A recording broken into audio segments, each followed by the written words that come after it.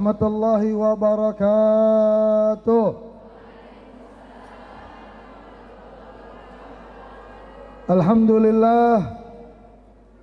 Alhamdulillahilladzi qad awjada min nurihi nuran bihi ammal huda sabaqal awalima fil wujudi bi asriha fal kullu minhu bil haqiqati mubtada. Wassalatu wassalamu ala sayyidul istifa wa ala alihi ahlu sidki wal wafa. Allahumma salli wa sallim ala sayyidina Muhammad khairil wujud fi hadal yawm wa fi kulli yawm wa fi yawmil maw'ud sirran wa jahra fid dunya wal ukhra wa ala alihi wa ashabihi wa man tabi'ahum bi ihsanin ila yaumiddin wala haula wala quwata illa billahil aliyyil azim. Laqad qala Allah jalla jalaluhu wa ta'ala azamatu wa asdaqul qailin wa ma arsalnaka illa rahmatan lil alamin. Wa qala nabiyyukum Muhammad sallallahu alaihi wasallam jaddidu imanakum bi qauli la ilaha illallah Muhammadan Rasulullah. Sadaqallah wa sadaqa Rasulullah sallallahu alaihi wasallam. Yang sama kami hormati dan kami cintai para asatid, para hujat, para tokoh, para sepuh, para orang tua kami yang hadir pada kesempatan pagi hari ini, yang tidak bisa kami sebutkan namanya satu persatu, namun yakinlah tidak mengurangi rasa hormat dan takdim kami terhadap antum-antum semua. Khususnya salam hormat ini saya sampaikan kepada ketua pembina yang insya Allah akan hadir di tengah-tengah kita nanti, akhina fillah Al-Ustadz Abdul Syukur mata'annallahu bituli hayatih. Kita doakan agar beliau selalu diberikan keberkahan oleh Allah Subhanahu wa ta'ala. Begitu juga yang menjadi kesempatan dan wasilah untuk mengundang saya pada kesempatan pagi hari ini, dan sebagaimana sebagai ketua pembina dan istri daripada murabbi ukhtina ibunda daripada Yuni, kita doakan agar beliau selalu diberkahi oleh Allah Subhanahu wa taala, diberikan kemudahan untuk mendidik daripada anak-anaknya bisa mengikuti jejak dari orang tuanya, amin ya rabbal alamin. Begitu juga yang kami hormati, saya cintai ketua daripada kajian harian, yaitu Ibu Bunda Eteng. Nah, kita doakan agar beliau ini selalu istiqomah dalam mengajak kaum muslimat akhwat untuk terus mengikuti ajaran-ajaran yang telah diteladani oleh Nabi kita Muhammad sallallahu alaihi wasallam. Teristimewa salam hormat ini saya sampaikan kepada hadirat rahimakumullah. Kita tadi baru saja mendengarkan bagaimana sepak terjang Rasulullah daripada akhwat. Saya meneteskan air mata.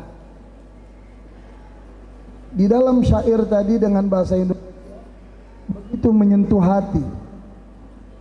Bagaimana akhlak dan perjuangannya Rasulullah. Bagaimana cintanya Rasulullah terhadap umatnya. Rasulullah punya istri, Rasulullah punya beberapa istri, Rasulullah punya anak, Rasulullah punya keluarga, Rasulullah punya sahabat. Tapi di akhir hayatnya beliau tidak menyebutkan itu semua. Beliau tidak menyebutkan istri-istrinya, beliau tidak menyebutkan anak-anaknya, beliau tidak menyebutkan para sahabatnya. Tapi kita yang disebutkan oleh Nabi kita Muhammad sallallahu alaihi wasallam. Umatku, umatku, umatku. Begitu cinta Nabi dengan kita, begitu sayang Nabi dengan kita.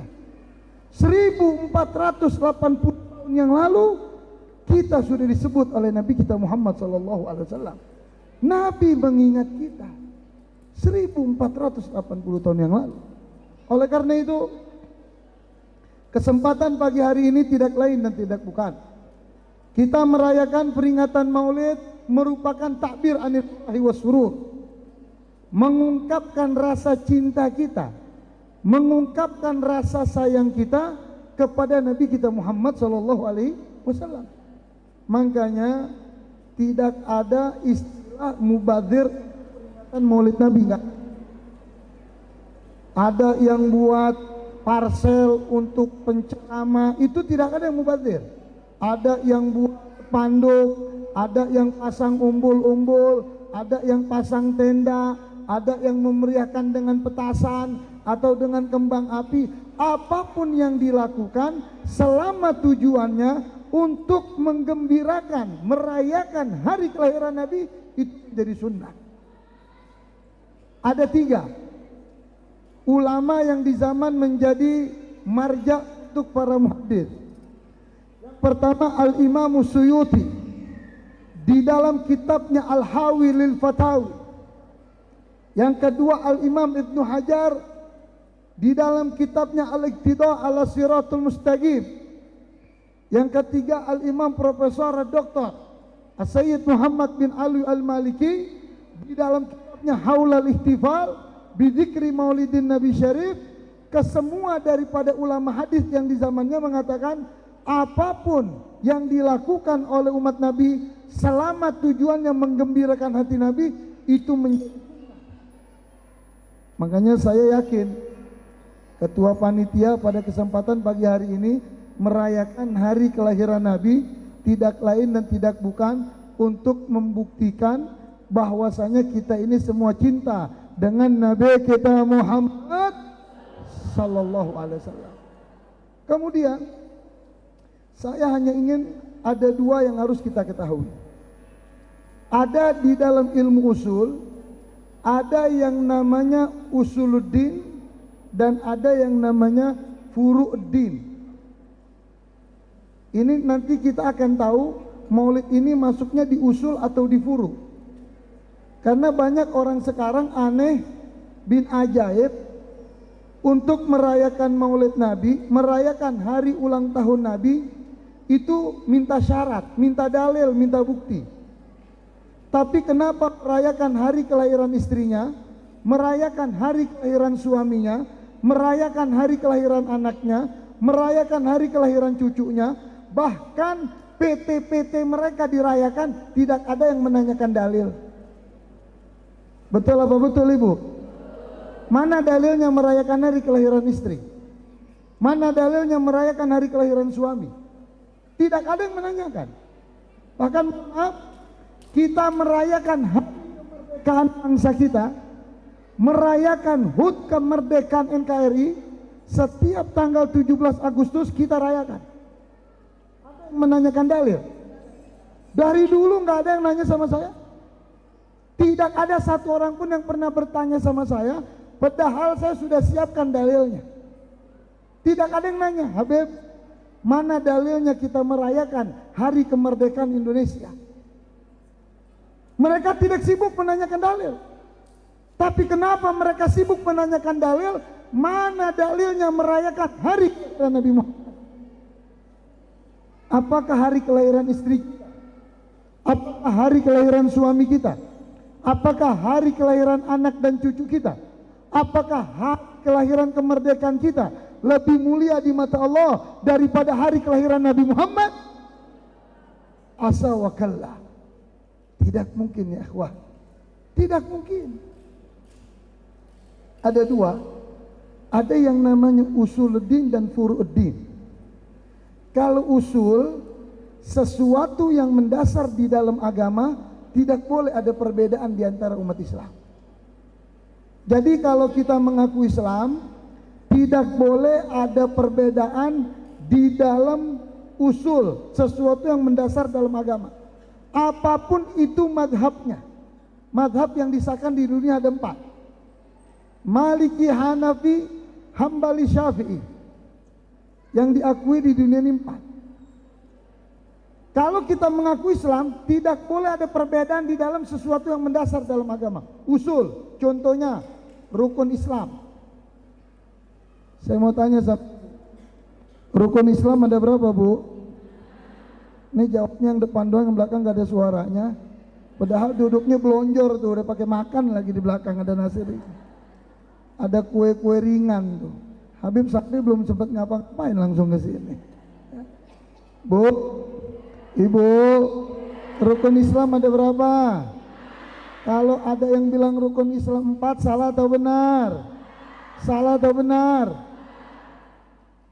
Rukun iman ada berapa, Bu? Kalau ada yang bilang rukun iman itu 4 atau 5, salah atau betul? Salah. Sesuatu yang mendasar nggak boleh beda. Nabi yang terakhir, Nabi siapa, Bu? Kitab suci yang terakhir, kitab apa? Kalau ada orang yang mengaku Nabi setelah Nabi Muhammad, benar atau salah? Ada yang meyakini lagi ada Al-Quran, ada kitab suci setelah Al-Quran, benar atau salah? Ini mendasar. Jadi nggak boleh kita beda. Sholat duhur 4 rakaat, sholat asar 4 rakaat, sholat maghrib 3 rakaat, sholat subuh 2 rakaat. Ini nggak boleh beda. Lain kalau dia cerita mau jamak atau qashar, kalau sudah memenuhi syarat itu lain cerita. Tidak boleh ada perbedaan. Ini mendasar dalam agama. Misalnya ada orang bilang begini, Habib, saya percaya kok kalau Nabi Muhammad itu Nabi, tapi saya tidak yakin kalau Nabi Muhammad itu Nabi yang terakhir. Berarti Anda ini bukan Islam. Anda sudah bukan Islam.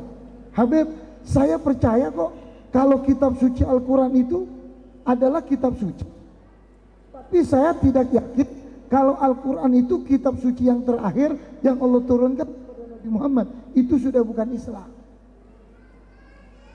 Ini urusan yang mendasar dalam agama, tidak boleh kita ada perbedaan. Kemudian yang kedua, bicara cabang agama. Cabang agama, furu'din, itu boleh berbeda selama di bawah koridor daripada 4 mazhab, Syafi'i, Hanafi, Maliki, Hambali. Selama mazhabnya itu yang disahkan di dunia, lalu ada perbedaan, itu nggak ada masalah. Saya kasih contoh, ada orang di masjid sana sholat pakai kunut, ada di masjid satu lagi sholat tidak pakai kunut. Yang salah yang mana, Bu? Bu, yang mana? Ini ustazanya pintar-pintar zikro nih. Boleh juga saya undang nanti nih kan.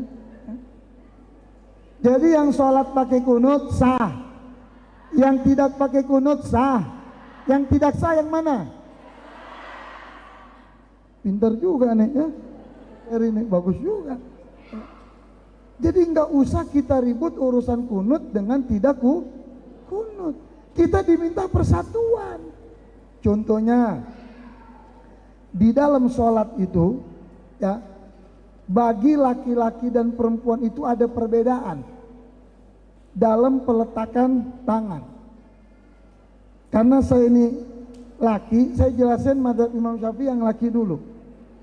Kalau orang laki itu takbiratul ihramnya, jari-jari tangan enggak boleh rapat, tidak boleh juga renggang. Sama perempuan juga. Biasa saja dan enggak boleh ngedengak begini. Biasa saja. Allah. Kalau laki dibuka. Kalau perempuan tidak boleh dia dibuka, dirapetin. Nah, itu yang benar mazhab Imam Syafi'i mengajarkan kita seperti itu. Allah. Ada orang takbiratul ihramnya beda. Dia jauh tinggi takbiratul ihramnya. Allah.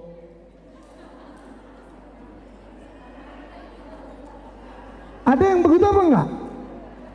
Di sini ada enggak? Kalau di sini ada, saya malu ngajar di sini tiap Rabu subuh, Ustaz. Ada juga yang takbiratul ihramnya Allah. Saya pernah lihat.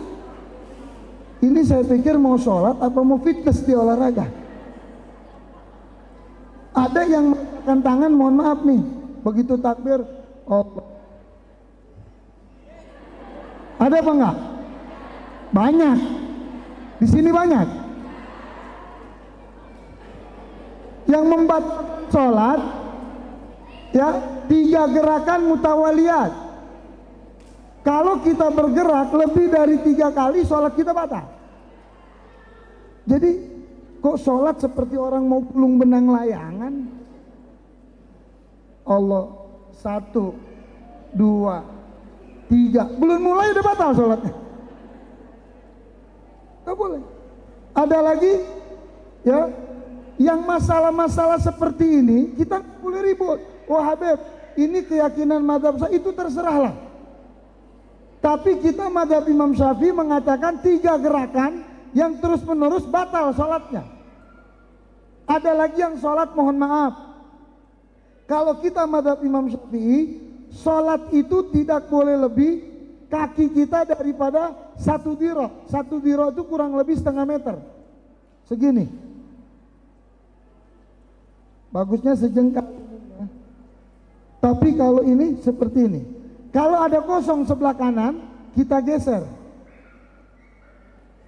Jadi jangan kalau ada kosong, kita buka kaki kita, selangkangan kita buka. Ini kosong lagi, kita buka lagi. Ini saya pernah lihat begitu Pak. Kan diajarin dalam ajaran fikih kita, kalau ada kosong sebelah kanan geser. Ada lagi, mau 1000 langkah nggak apa-apa, tapi begitu melangkah diam. Nggak boleh langkah itu sekali 3 gerakan sekaligus, batal sholatnya udah.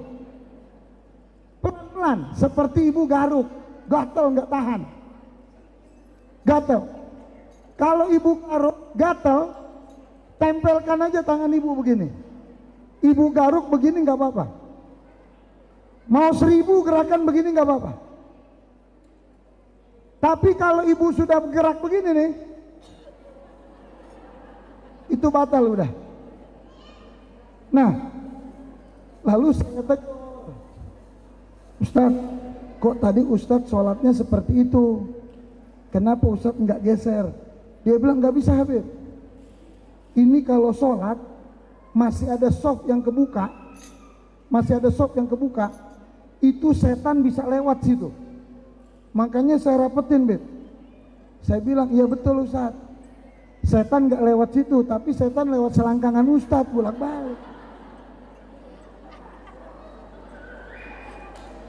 Makanya itu fungsinya kita belajar. Nah kemudian perayaan Maulid Nabi, ini merayakan hari kelahiran Nabi, masuknya ke usul atau ke furu. Nah, kalau saya katakan ya, bukan caranya ya, cara merayakan Maulid Nabi itu masuk ke furu caranya. Cabang. Boleh dikerjakan, boleh enggak, caranya. Misalnya di sini tadi baca marhabanan, enggak apa-apa, bagus. Ada lagi yang di sana baca Maulid berjanji, Maulid Syaraful Anam, Maulid Samsudurar, Maulid Tibai, itu bagus. Cara merayakan Maulid Nabi silahkan. Ada lagi, Habib, saya merayakan Maulid Nabi, tapi saya nggak mau baca rawi. Jadi bagaimana? Saya undang qori Quran, sambutan, santunan anak yatim, terus ceramah. Saya nggak mau rawi Maulid. Bagaimana Habib? Nggak apa-apa. Habib mau datang ke acara, mau? Nggak apa-apa saya bilang. Kalau cara itu masuk dalam furu. Tapi kalau merayakan Maulid Nabi itu masuk dalam usul. Kenapa? Kewajiban kita untuk gembira atas hari kelahiran Nabi kita Muhammad. Dikatakan oleh Syekh Abdurrahman Ad-Dibai, beliau mengatakan apa? Lau anna amina kullahin li ahmada maulidan qad kana wajib. Kata Imam Syekh Abdurrahman Ad-Dibai, beliau katakan, andai saja setiap saat kita mengenang bagaimana jasanya Rasulullah, Kita merayakan hari kelahiran Rasulullah, karena wajib menjadi kewajiban untuk kita sebagai umatnya. Bagaimana tidak? Kita tahu sujud dari Nabi kita Muhammad, betul? Betul? Tahu ruku dari Nabi kita Muhammad, betul? Tahu berbuat baik dari Nabi kita Muhammad, betul? Ahlan wa sahlan. Kita ucapkan selamat datang, fadhal, kepada Ketua Dewan Pembina daripada Adzikra, Akhin Billah Al-Ustadz Kiai Haji Abdul Syukur.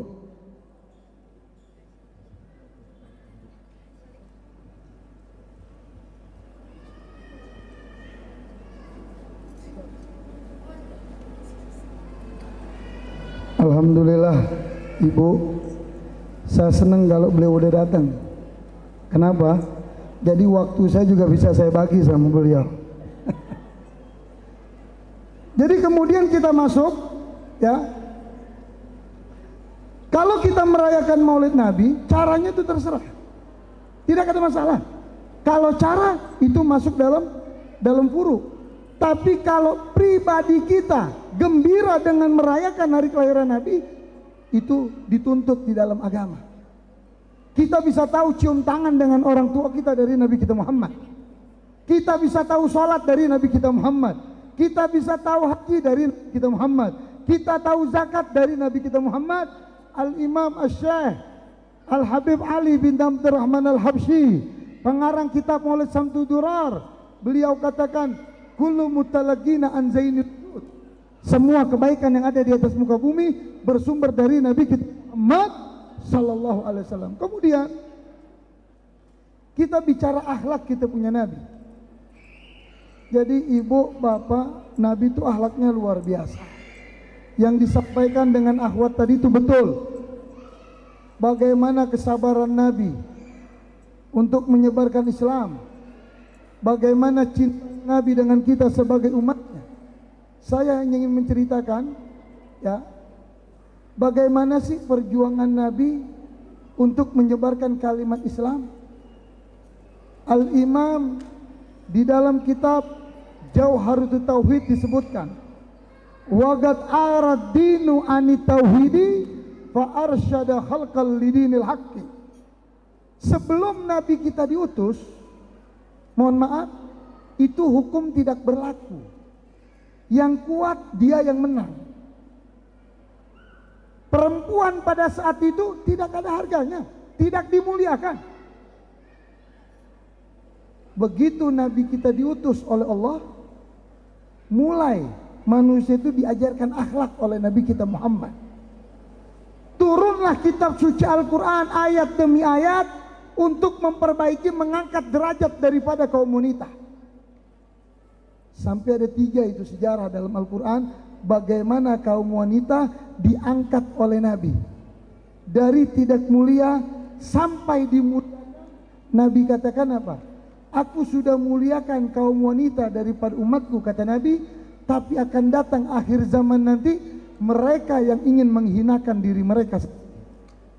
Artinya apa? Mohon maaf, kalau orang perempuan sudah ingin berbuat bebas, sudah tidak menutup aurat kemana-mana, itu bagian daripada akhir zaman yang disebutkan oleh Nabi di dalam hadis.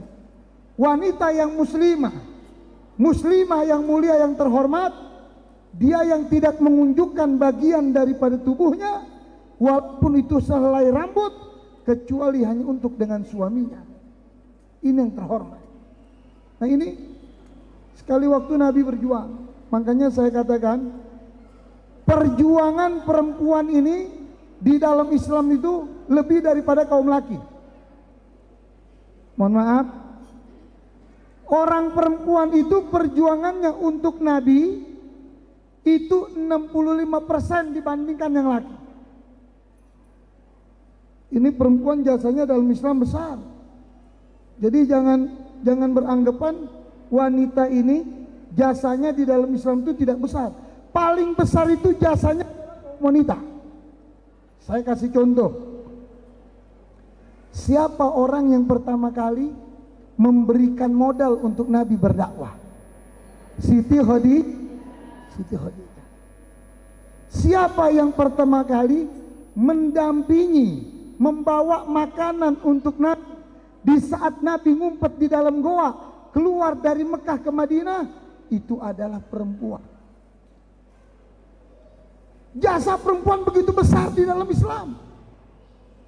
Maka hancurnya agama ini besar dengan perempuan.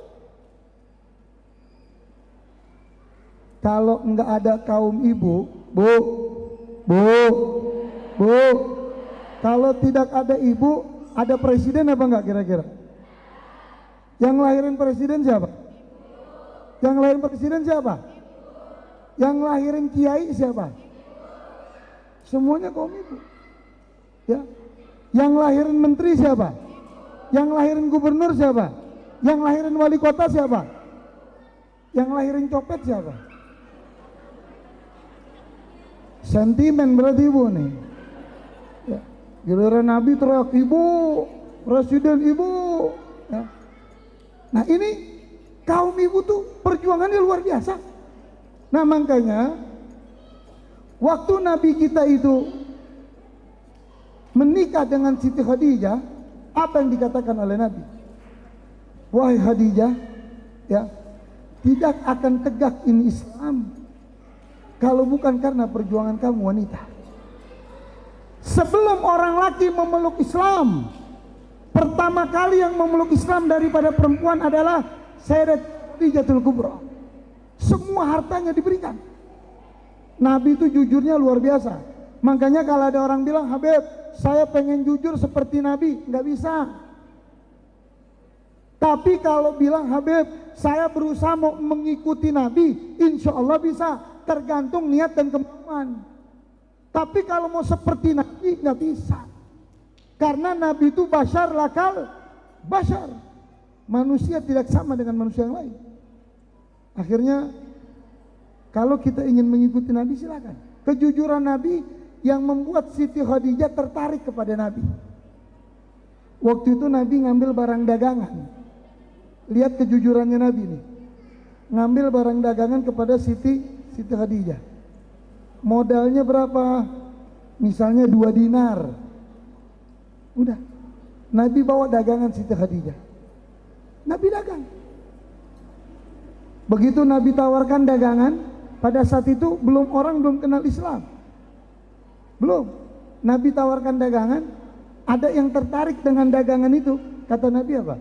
Kalau kamu mau gratis ini dagangan, mau gratis satu syaratnya. Apa? Kamu ucapkan kalimat asyhadu alla ilaha illallah wa asyhadu anna muhammadan rasulullah. Atau ditanya, ini berapa harganya? Nabi jawab, ini modalnya, kata Nabi, modalnya 2 dinar. Jadi modalnya disebutin nama Nabi 2 dinar. Saya mau tanya, kalau orang sekarang dagang nyebutin modal bangkrut apa enggak kira-kira? Ibu dagang abaya, ibu dagang gamis. Ada yang nanya temen ibu, Ustazah, ini modalnya abaya berapa sih? Belinya 300.000, jualnya 400. Ibu bilang, ini saya modalnya 300. Kira-kira bangkrut apa enggak? Gotong royong. Paling kalau ada yang nanya, Bu, Ustazah ini modalnya berapa? Kamu mau beli dah, enggak usah kok nanyanya modal. Kita masih jauh daripada kita punya Nabi Muhammad. Kejujuran Nabi yang menyebabkan Siti Khadijah cinta dan tertarik dengan Nabi. Kalau ada yang mau masuk Islam, digratisin itu. Dengan kejujuran Nabi, setiap datang ditanya oleh Siti Khadijah, mana setorannya? Nggak ada. Setorannya itu ngutang. Setorannya tadi itu ditukar dengan kalimat la ilaha illallah Muhammadan Rasulullah. Begitu mulia. Makanya perjuangan perempuan itu tidak boleh dianggap sepele. Nih contohnya, kalau bulan puasa, mohon maaf nih Ustadz ya, kalau bulan puasa, kalau yang sakit suami masih stabil itu rumah, betul apa enggak? Kenceng banget betulnya. Kalau yang sakit suami bulan puasa masih bisa tercover itu. Kita suami yang sakit tetap diurusin sama istri, betul? Anak kita buka puasa sahurnya dimasakin, betul? Beres. Tapi coba kalau yang sakit istri, Bu, kalau yang sakit ibu kira-kira buka puasa anak sama suami terlantar apa enggak? Ini baru urusan rumah tangga nih Sat nih. Ini belum yang lain coba. Masya Allah. Saya kalau istri saya di rumah bulan puasa nih, saya berdoa sama Allah, biar sebulan jangan sakit. Kalau sakit urusannya beli lauk doang, nasi padang dah. Nasinya di rumah beli lauk doang seperi. Lama-lama kan bosan kita. Nah ini peran perempuan begitu besar di dalam Islam. Oleh karena itu saya mau satu cerita. Ada satu cerita wanita solehah, sahabiah dia, cinta dengan Nabi luar biasa. Dia punya anak namanya Zaid bin Hubabah. Anaknya dia laki, Zaid bin Hubabah. Akhirnya Zaid bin Hubabah ini hidup di zaman Musailamatul Kadzdzab. Musailamatul Kadzdzab ini menjadi pemimpin pada saat itu. Zalimnya bukan main. Makanya pemimpin zalim dari zaman dulu udah ada. Betul. Ada Nabiullah Musa dizalimi dengan Fir'aun. Jadi dari zaman dulu itu sudah ada. Ada langit, ada bumi, ada surga, ada neraka, ada kebaikan, ada kejelekan. Dari zaman dulu. Ada hak, ada batil. Akhirnya Zaid bin Hubabah ini didatangi oleh Musailamatul Kadzdzab. Kata Musailamatul Kadzdzab, wahai Zaid, apakah kamu yakin kalau Muhammad itu seorang nabi dan rasul? Dijawab oleh Zaid bin Hubabah dengan lantang, ya, aku yakin kalau Nabi Muhammad itu adalah nabi dan rasul yang terakhir. Lalu ditanya lagi, apakah kamu percaya kalau aku ini, kata Musailamatul Kadzdzab, kalau aku ini seorang nabi dan rasul? Apa kata Zaid bin Hubabah? Kamu ini gila. Kamu ini enggak waras. Kamu anggap diri kamu rasul. Aku tidak percaya sama sekali. Begitu Zaid bin Hubabah tidak percaya, ditanya dengan pemimpin yang zalim Musailamatul Kadzdzab, dia kepengen diakui bahwasanya Musailamatul Kadzdzab itu nabi dan rasul. Dia nggak mau. Dipotong bu, tangan yang sebelah kanan. Dipotong. Tanya lagi yang kedua sama. Apakah kamu meyakini Muhammad itu seorang nabi dan rasul? Iya. Apakah kamu meyakini aku seorang nabi dan rasul? Tidak. Dipotong lagi tangan yang sebelah. Ini sudah berlumuran darah. Ditanya yang ketiga, apakah kamu yakin Muhammad dan Rasul seorang nabi dan Rasul? Iya. Apakah kamu yakin aku seorang nabi dan Rasul? Tidak. Dipotong lagi mata kaki yang sebelah kanan. Sudah begini nih. Ini berlumuran darah. Akhirnya kata Musailamatul Kadzdzab, kaki kamu tinggal satu yang sebelah kiri. Kalau kamu ngakui aku nabi dan rasul, aku nggak potong yang sebelah kiri. Kamu masih bisa jalan dengan satu kaki. Ditanya lagi, apakah kamu yakin Muhammad itu seorang nabi dan rasul? Iya. Apakah kamu percaya aku ini nabi dan rasul? Tidak. Dipotong lagi kaki yang sebelah kiri, pas mata kaki. Semua berlumuran darah. Memperjuangkan ucapan yang hak demi cintanya kepada Nabi Muhammad. Rela kedua tangannya putus, rela kedua kakinya putus.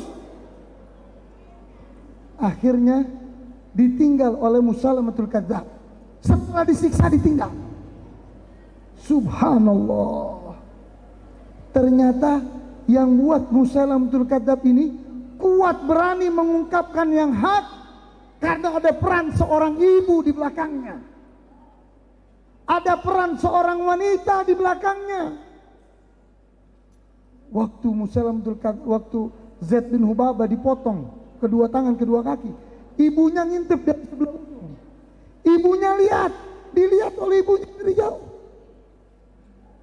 Kata ibunya, kenapa anakku dipotong tangan yang sebelah kanan, lalu dipotong lagi sebelah kiri, lalu kaki kanan, lalu kaki kiri. Ibunya nggak lari marani anaknya, enggak.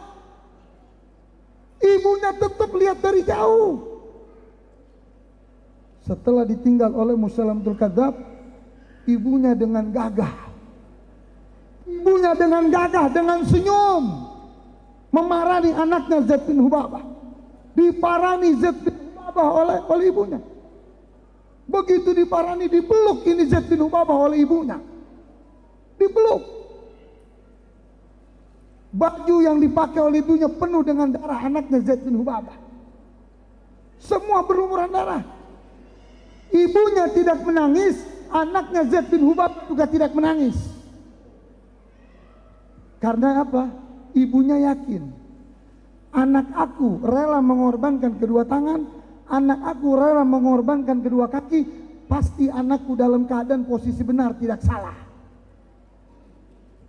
Begitu dipeluk oleh ibunya, dicium itu keningnya oleh ibunya. Kata Zaid bin Hubabah apa? Aku pada saat itu sedikit merasakan sakit, tapi setelah ibu aku mencium kening aku, rasa sakit itu hilang dari diriku sama sekali. Akhirnya ditanya oleh ibunya, "Nak, kenapa kok kedua tangan kamu hilang?" Dengan senyum ibunya menanya, "Kenapa dua kaki kamu hilang, Nak?" Dijawab oleh Zaid bin Hubabah, "Iya Bu, tadi saya ditanya oleh pemimpin dolim itu, Musailamatul Kadzdzab.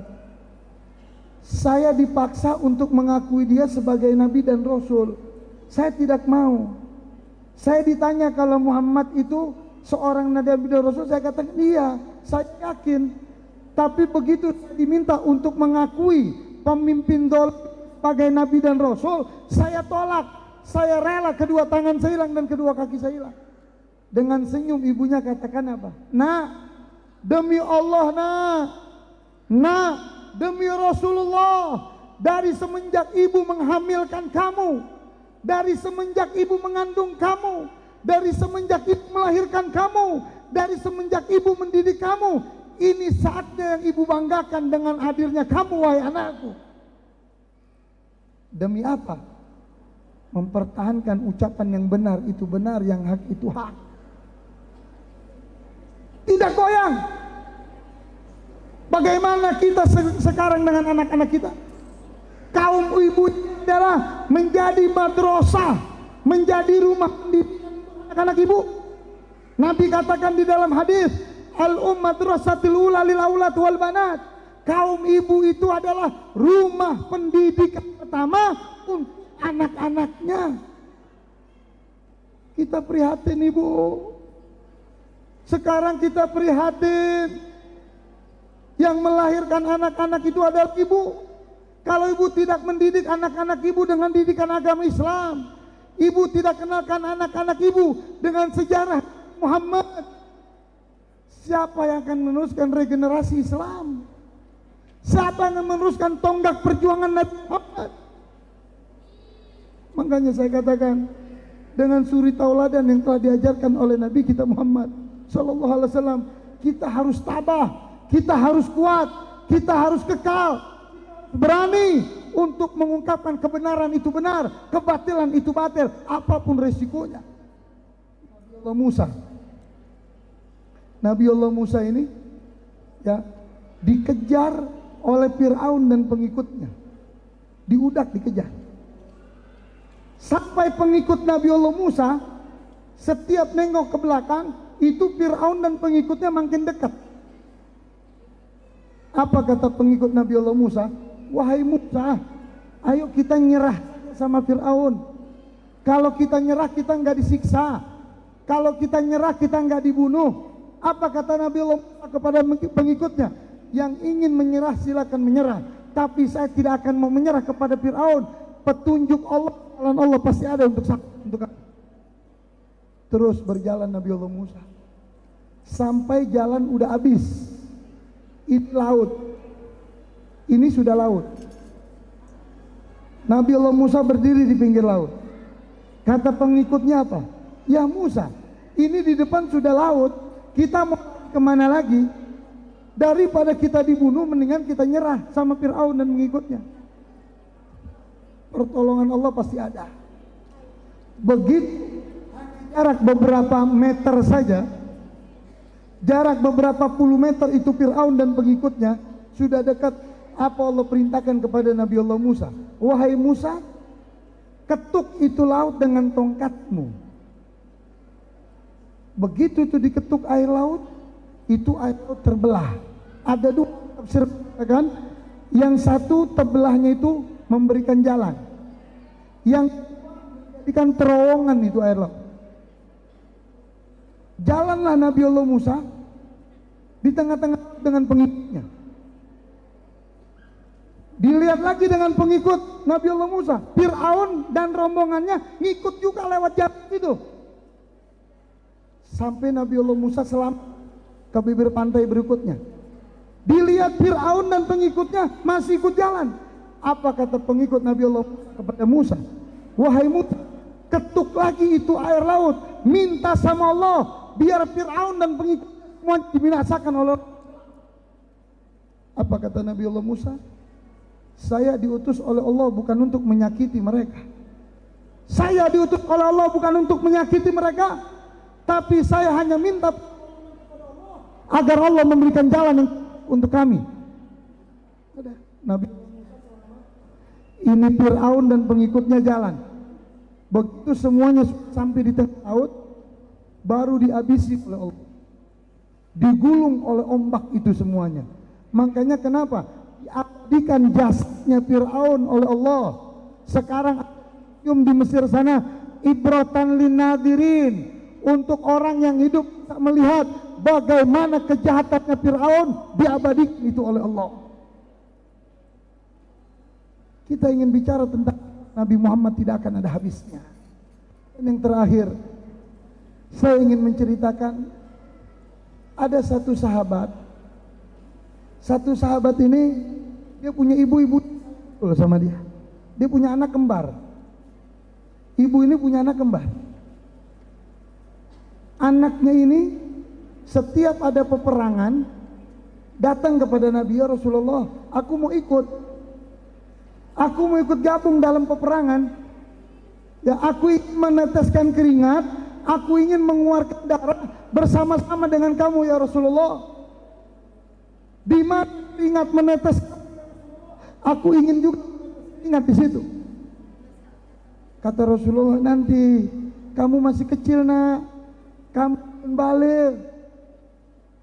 Sabar anaknya, ulang lagi, Bu, saya belum boleh ikut jihad sama Rasulullah.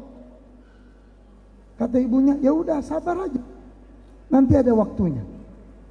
Karena anak ini ada jihad, ingin membela Islam, ingin mendampingi Rasulullah, datang. Sampai Rasulullah, ini niat anak ini betul-betul tulus, ingin berjuang, ingin bela agama. Akhirnya kata Rasul, ya udah, aku izini kamu. Kedua-duanya anak, syaratnya minta izin dengan ibumu.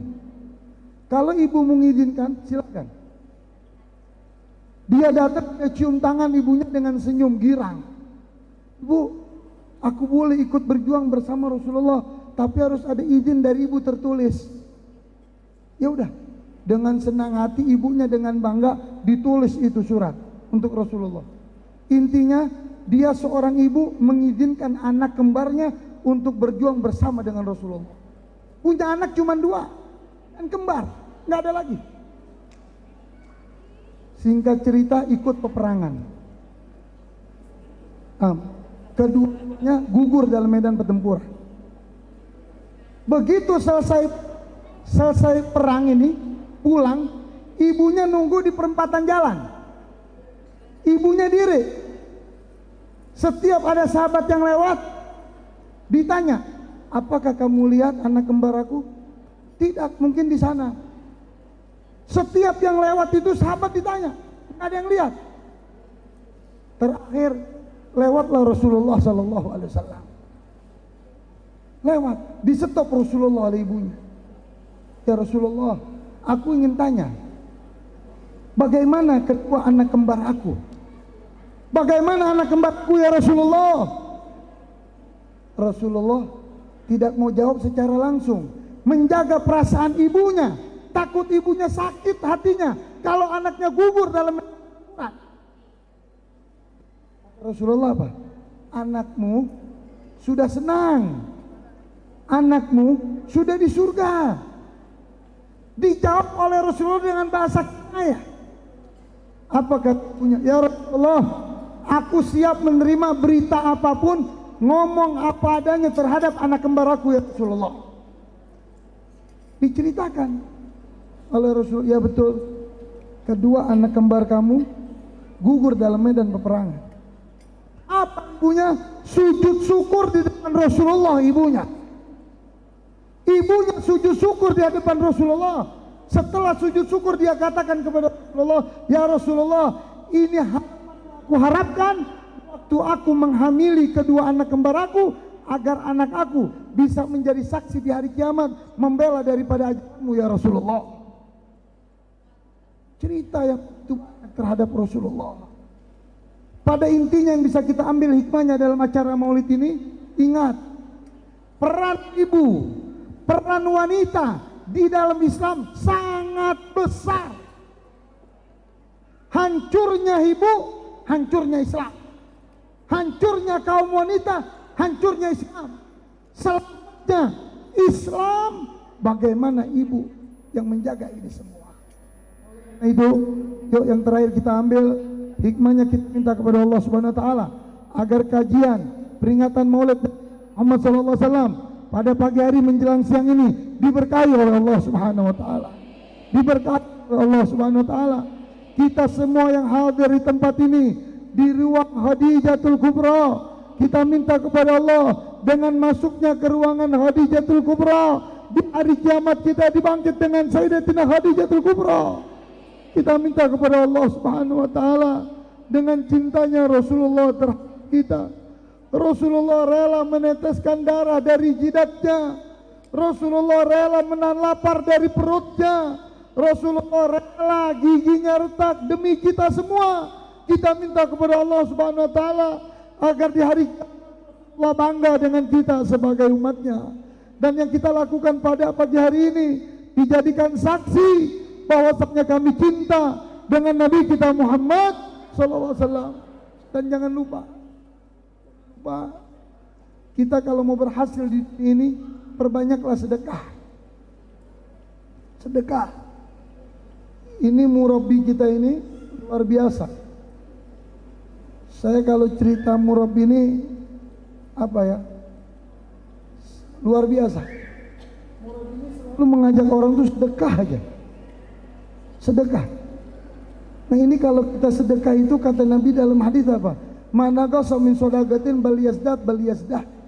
Tidaklah orang berkurang kalau dia bersedekah, akan tetapi hartanya bertambah. Nah oleh karena itu, yuk kita bersedekah untuk kebutuhan daripada kajian kaum ibu yang diadakan di sana dzikra ini. Ayo sama-sama kita baca selawat. Allahumma sholli ala sayyidina Muhammad wa ashghilil bizzalimin. Allahumma sholli Muhammad wa ashghilil zalimin. Allahumma sholli Muhammad wa ashghilil zalimin wa akhrijna min baini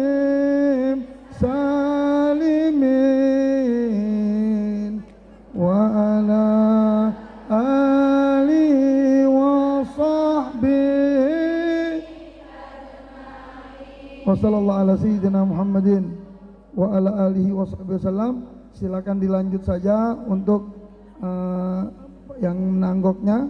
Mungkin ini yang bisa Habib sampaikan, kurang lebihnya mohon maaf. Insyaallah bisa kita sambung di lain kesempatan.